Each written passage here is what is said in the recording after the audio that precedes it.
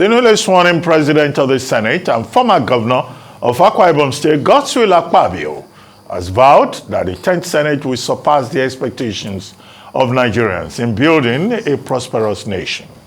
However, many Nigerians have criticized President Tinubu and the ruling All Progressives Congress for not allowing the federal lawmakers to choose their leaders so they can carry out their constitutional role without being an appendage of the executive. They said the Constitution gives autonomy to the third arm of government, and as such, no other arm should be controlled by another. Nigerians are hoping that lawmakers in the 10th Assembly will put the interests of the nation above their personal interests and enact laws for the interest of all, which will improve the socio-economic life of the country. Joining us now on the morning show to discuss how the 10th Assembly will be advancing the interests of Nigeria above personal interests and enact laws for the interests of all is Senator Victor Umeh, National Assembly member representing Anambra Central Senatorial District of Anambra State. Good morning, Senator Umeh, and thank you very much for joining us on the morning show. Good morning, Ruben. Good morning, Rufai and Ayo. I'm happy to be here this morning to share my thoughts with you. Well, thank you, Senator. We just want to start with your take on the emergence of the leadership of the National Assembly as directed by the leadership of the APC and as complied with by members of the National Assembly. And then going beyond that, the jostling that has now emerged over the positions of Senate Majority Leader, Minority Leader, Chief Whip, Deputy Chief Whip, and all of this. And with the North Central saying that they've been shortchanged in all of this.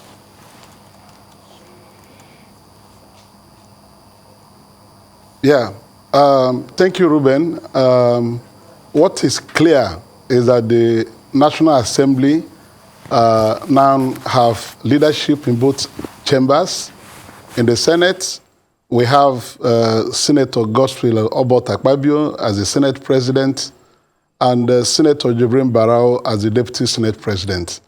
In the other arm, Honorable Tajuddin Abbas has become the Speaker of the House of Representatives, with Honorable Benjamin Kalu as the Deputy Speaker. Yes, from your intro, it was clear that certain things must be done. And they are that, one, the National Assembly must elect their leaders to be able to be properly constituted. When we were elected to the 10th National Assembly, let me speak about the Senate, we all came with enthusiasm to perform the constitutionally assigned roles to the Senate. And I want you to have a look at how we arrived. We have 109 senators from the 109 senatorial districts in Nigeria.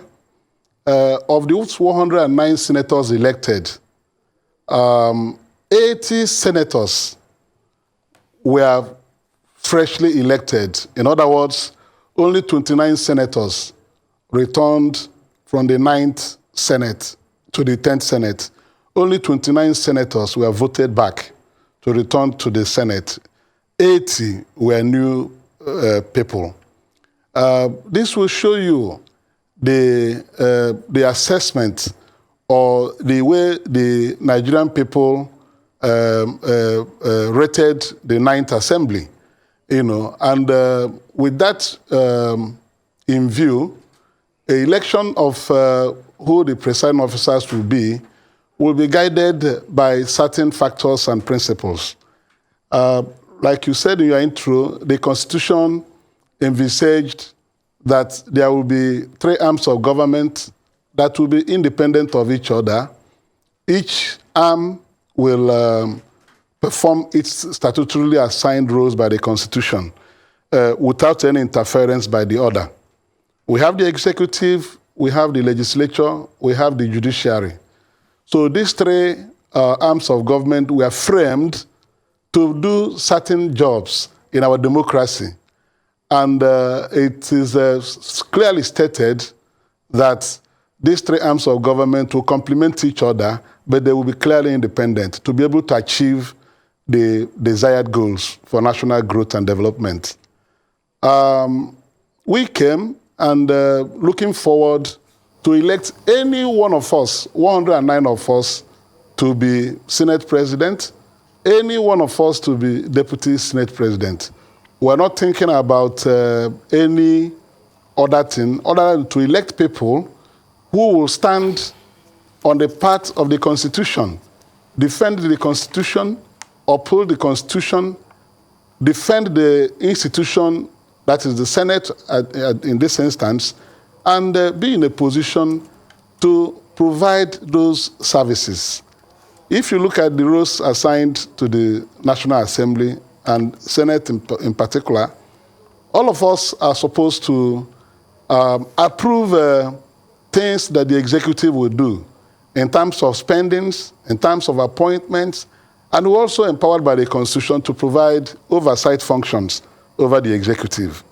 So as we were getting up to the election, people started talking to each other. Aspirants to that office matched. Senator Jibrin Barau first started making waves the day we received certificate of return. He shared letters welcoming everybody, and subsequently declared to run for the office of Senate President. Other people came on board. Senator Nassau also joined the race. Senator Juzokalo joined the race. Senator Godswill Obot Akpabio joined the race. Senator Abdulaziz Yari from Zamfara joined the race. So as people were looking at those to stand with for the various positions, there came out a news item that the APC has zoned the offices in consultation with the President of the Federal Republic of Nigeria. And from there, the whole music changed. Not only that the positions were zoned, they were attached to individuals. When we read that news, it caused a scare among the senators of the 10th National Assembly. So from there, all manners of maneuverings started. And people started taking sides, pitching their tents one way or the other. There were those who think that the manner the zoning was done was not acceptable. There were so many also who felt that the president ought not to have done it the way he did it. He may have interest, quite all right, but he needed to be very circumspect about it. It wouldn't have been the way the announcement came, that the president has chosen Godswill Akpabio to be the Senate president and Tajuddin Abbas as speaker with their corresponding deputies. So this generated a palpable tension among the members of the new National Assembly. So, so many things played out. The struggle was fought along different lines. There were zonal interests involved. People who were not happy with the zonal arrangement were not happy with the announcements made. If you also read the announcement made by the publicity secretary of the APC, you also see that he wasn't firm on handing out that announcement. He said that the leaders they received as follows. So it means that even within the APC, there was a major crack already. And if you look at the 109 senators, 50 senators are from are not from the ruling party. 59 senators are from the ruling party. So it gave room for people to ventilate their views, their ideas, their convictions, how things ought to be. And you will not blame anybody. Because this is a Senate that is succeeding the 9th Senate, where the Nigerian people have expressed so much unhappiness with the way many things were done. Very quickly, Senator you Umeh. also notice that... Senator Umeh, yes. Very quickly, Yeah. I just wanted to ask, as you respond to that question as well, because you are a member representing under the flag of a minority party, the Labour Party. You have spoken about the politics within the APC, which is the ruling party, and as you rightly said, it's 50 to 59. Some people are of the opinion that this was an opportunity for the minority parties to come together and influence the outcome of the Senate presidency and other principal positions. There's still some that are yet to be undecided. I want to ask you, is there any coalition? Is there any conversation coming together of the minority parties to determine as to who you want to stand behind? And did you choose, as the minority party caucus, did you choose Senator Godswill Akpabio, and why?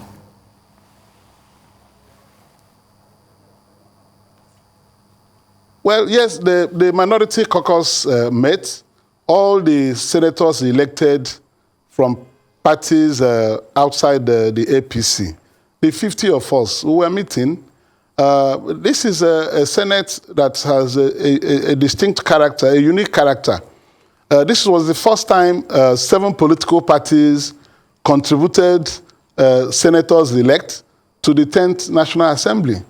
7 political parties on the whole, So the minority caucus will always be there, while the ruling party will be there. But in the meetings of the minority caucus, we resolved that we will not contest for the leadership positions, so that there will be peace and concord in the 10th National Assembly. In both chambers, nobody from the minority caucus contested for either Senate President or Speaker, House of Representatives. Even in the House of Representatives, it would have been more direct, flowing from your question. The members of the House of Representatives were 182 from the opposition parties. And from the APC, we had 178. Putting them together to be 360. So if the opposition parties had wanted to square up with the ruling party in a showdown, it would have been difficult but easy as well for those in the House of Reps to get the majority number, which is 182, to produce the Speaker. But the minority caucuses resolved that they will not challenge the APC in providing leadership. Rather, we confined ourselves at looking at those who are contesting for these positions through the APC and the underlying factors that will lead to their emergence to be able to throw away any side we so choose. So that's the role the minority parties played in this whole thing. Okay. And it was a deliberate thing. Yeah. Senator, real quickly, you are talking about especially the role the minority party played in the whole thing as regards the House of Rep, that they could have muscled their way through because obviously it was the American advantage. What would you say as regards the rule change last minute that a lot of people felt was sort of like to muscle people, that if you don't vote for a certain candidate, TJ Abbas, that emerged, that you are done for, that they had to start telling them to call out who they voted for, which a lot of people said that it was a rule change that was, a vindictive one at that. And there were talks about people being threatened by your EFCC antecedents, and saying, oh, we'll root out your case with the EFCC. And also concerning the Senate, what would you say to Mr. Yari that says he feels betrayed? Because when you look at it, all the people that ran to emerge as Senate president, they had one corruption case lurking around somewhere or the other. What would you say as regards that, those two instances? But first, the House of Reps. Well, I'm happy that you people followed the developments and the amount of pressures that were exerted on the members and the senators to be able to drive through the choice made by the president. The president, on the 8th of June, called all of us to the banquet hall in the villa and clearly said, this is what he wants us to do and get these people elected. You know, he went about it the very wrong way. And when he pushed the constitutional provision aside in electing the leadership of the National Assembly, he incurred the dissenting views of many members, both in the House of Reps and in the Senate. So as a build-up to doing that, so many people felt very strongly that the National Assembly ought to elect their leadership and work with the president. There's no reason anybody should bandy about the impression that a leadership that emerges that are clearly not the choice of the president from both chambers, that there will be no progress. It's not true. We feel that that was an attempt to begin to choose for the legislature. And if that happens, it means that the legislature will not be in a position to oversight the functions of the executive. We may be wrong in looking at it that way, but that is clearly what it was signaling. That was why people who gathered on the other side to ensure that everybody will be on his lane. Let the executive be on its lane, let the judiciary be on its lane, let the legislature be on its lane. That is the ideal situation, and that is what our constitution envisages. But towards the finishing line, it was clearly obvious that the other side, who are insisting that the National Assembly should elect its leaders in a purely democratic manner, that they were almost carrying the day. You know, a lot of things came to bear. The governors were unleashed. They had to rein in their senators. It was so keenly a fight that no matter how you look at it, the way it finished, I'm happy in one breath that the 10th Senate, for example, is one that is determined to stand on its own and then provide service to Nigerians and provide support to the president. If not for the way the whole thing started and the way the announcements came, nobody will ever begin to think who will oppose any progressive idea brought by the president to the National Assembly. We came here to serve the Nigerian people, and we wanted to be in a position to do that, you know, without let or hindrance. Now the president is making appointments. Yes, those are his entitlements. And some of the appointments he's making now, he will bring to the Senate for confirmation. Would we expect us to now go there, and if there's an unfit and somebody who is not proper, we'll go and confirm the person? Are we doing our job to Nigerians or what? Coming to those who are contested the election, who had corruption cases hanging around them, we were looking at the convictions. You know, the law is that nobody should be said to be corrupt unless tried and convicted in the Nigerian courts. This is the law. And clearly in that exercise, those who contested were always, there's nobody who has not had a stint with the EFCC or the other. So, but because there were no convictions of anybody, it was easy to overlook that as a consideration. The primary thing was to secure a legislature leadership that will be on the side of the Nigerian people, and also support the president. Because I can tell you, those who voted in this leadership of the National Assembly, if progressive things, policies and programs are brought to the Senate by the president, they will vote for that to happen. They will not vote against it. What we are looking for is a Nigeria where there will be balance of power, where there will be balance of actions, where there will be good governance, where the Nigerian people will have hope in all the three arms of government. It would have been futile for the 10th Senate to submit, wholesomely to that type of arrangement that was foisted on the National Assembly. Nigerian people were not happy with it. We were looking at debates and discussions going on. It was clearly obvious that nobody wanted a rubber stamp legislature. And those who fought for it were not against the president. They were also not against Godswill Akpabio or anybody for that matter. But to preserve the integrity and the standing of the National Assembly so that it will be able to fulfill its constitutional functions to the Nigerian people. So it's easy to say that this person is corrupt. Yes, there are cases like that, but there are no convictions. Those who contested had no convictions standing against them. Okay, Senator, just by way of clarification. One, who is your candidate for Senate Majority Leader? Who are you likely to support, although you are of the LP extraction?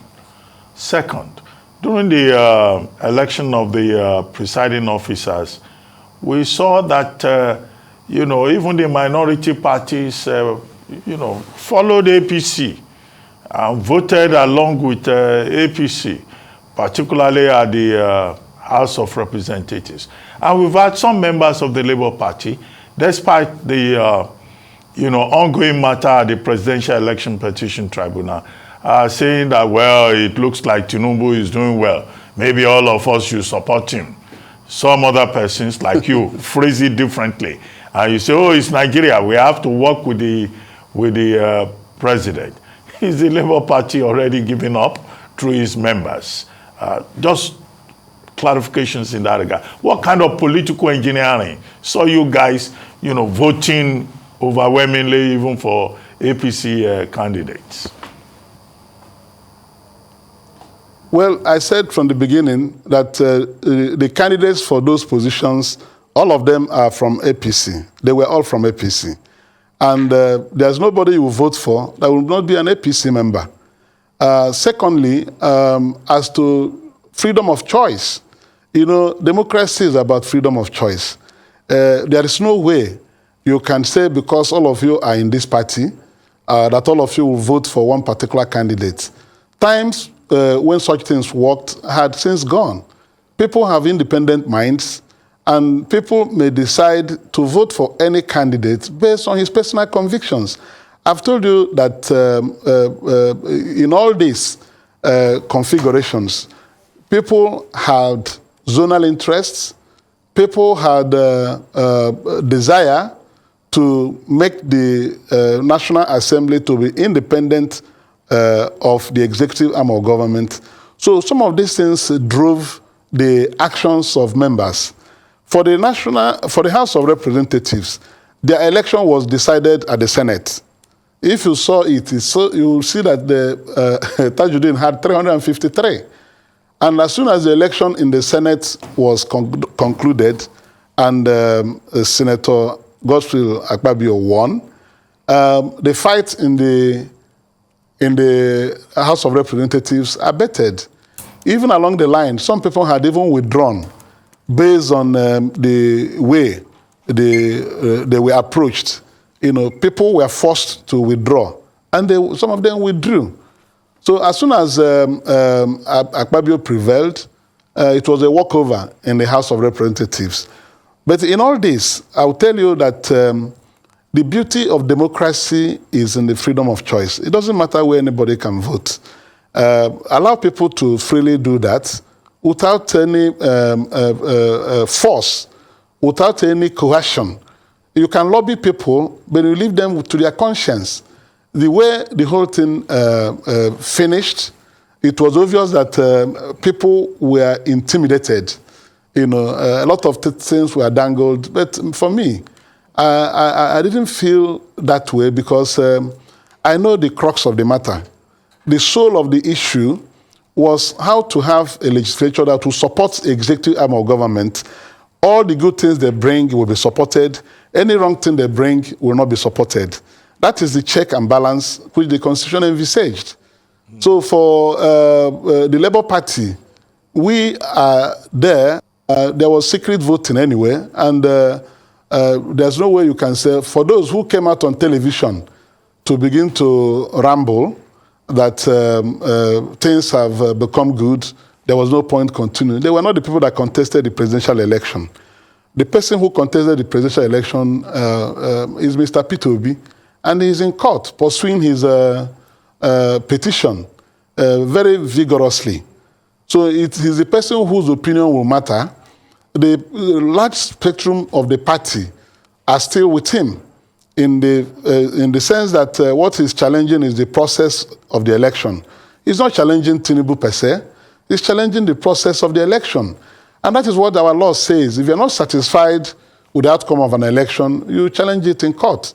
So many people in the National Assembly, so many governors are in the tribunals. Their elections are challenged. Just like the way Mr. President's election is being challenged by PDP, APM, and Labour Party. So this is it. And what we are asking for is that there should be non-interference in all tiers of government. Let the judiciary do its own work. For example, now, the executive is in place, working and doing a lot of things, and the legislature has just been constituted, the leadership. By the time we get back in July, would have been properly, fully constituted, and we begin to play our own role. The judiciary is now the arbiter on the various elections. Let nobody go to them to dictate to them what to do. And that is why we're saying that Constitution says that these arms of government should be independent. That is the ideal situation. But in Nigeria, we also always say, no, there is no ideal situation. There must be an ideal situation. In America, there's an ideal situation. When you finish elections, I've never had where a president of America has said who will be the Senate president or the Speaker of the House of Representatives. It is a matter of the parties and the people who are elected to do that. We must begin to struggle and fight for the ideal in Nigeria. It doesn't matter what it is. People tend to, because of selfish interests, they abandon their responsibilities. You know, I don't think we'll be supporting our democracy if we do it that way. So on the election that has come and gone, it is a close matter. And all of us have a Senate president in Godswill Akpabio. Two of them wouldn't have won. Him and Yari wouldn't have won. But the important thing is that it was a keenly contested election where either of them would have won. If Yari had gotten 9 more votes, he would have scored 55. That would have made him winner.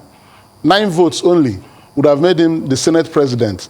So with this keen contest, it shows that the Senate is ready for work for the Nigerian people. Wow. And we have to see it as such. What I'm saying is that the Senate president, all of us will work with him. He's our president. He won the election squarely. And having won, he gets into office. That's what democracy is about. Democracy without a contest is not a democracy. There must be a challenge, you know, at all times. If Yari had stepped down, for example, and we come out in the chamber and it's only Gospel Akpabio that contested, it would have been a child's play. It would have been a mockery of democracy. So that contest has brought out the zeal, the determination of the members. Senator, I was just going to say, look, I was, taken aback by the enthusiasm of Labour Party members. You say, yes, there wasn't much of a choice, but we also know that in the United States, some political party members can choose to abstain. You know, but Labour Party members are not abstaining from anything. They are also jumping into it and showing so much enthusiasm. But in any case, who is your preferred candidate for Senate Majority Leader? The Majority Leader? Yes. Who are you likely to vote Ruben, I didn't get your question. I said, who is your favorite to be Senate Majority Leader, since everybody is working for Tinubu and for Nigeria? Well, when that one is before us, we'll continue to work hard. What I can tell you is that a bandwagon in a democracy is not good. You know, there must be choice that is well considered. When the time and the opportunity is there, we will continue to do our own bit. All of us will not be the same. We cannot think the same way. And that is the beauty of it. What is very important is that there is a contest and somebody emerges in a democratic way. Anybody who is not able to stand on his own or her own, maybe is doing himself and the nation a disservice. There must be something that is convincing you to take a particular action. The Labour Party is still there, and because, like you said, in the House of Reps we have 35 members. By the time the election was done there was no contest, so to speak. In the Senate, all of us voted according to our conscience, and some of us considered party interests, some of us considered so many other things. So because it's a secret voting, I cannot stay here to tell you where anybody voted. Anyway, thank you very much, But the important thing is that we know the scores. The scores are 63 and 46. Yeah. It is good for Nigeria, if you ask me, and the Senate President realizes that as well. Because in his first session with us, he said clearly that all party gaps should be dropped at the Senate door. If you come into the Senate now, you are a Nigerian senator. Let us work for the Nigerian people. I pray that he stays on that course because he needs everybody to succeed. 46 and 63 are not wide apart. And we need the 109 senators to work together and actually support progressive bills and actions of the executive. Nobody is here as an enemy of the other. But let us always know that the ideal situations must be pursued at all times. This is the way to build the democracy we are yearning for. We cannot want a credible election and then the other way we say these things don't matter. We begin to do things as if there are no rules, there is no constitution, there are no laws guiding the process. So I think Nigeria won, the National Assembly won, and I believe that when we go back, when we resume, you'll see that things that will come before the National Assembly, particularly the Senate, will be properly weighed. Because the president already knows that there are people there who can say no, who will not take anything just like that. What we shall be doing is to look at things dispassionately in the national interest. Once he's on the part of national interest, he will receive the support of all of us, including myself. Wow. So, but if he begins to do things that are not proper, myself, I will have my own view. Well, thank you very much, Senator Victor Umeh, representing Anambra Central Senatorial District in the Senate, the 10th Senate in the National Assembly of Nigeria.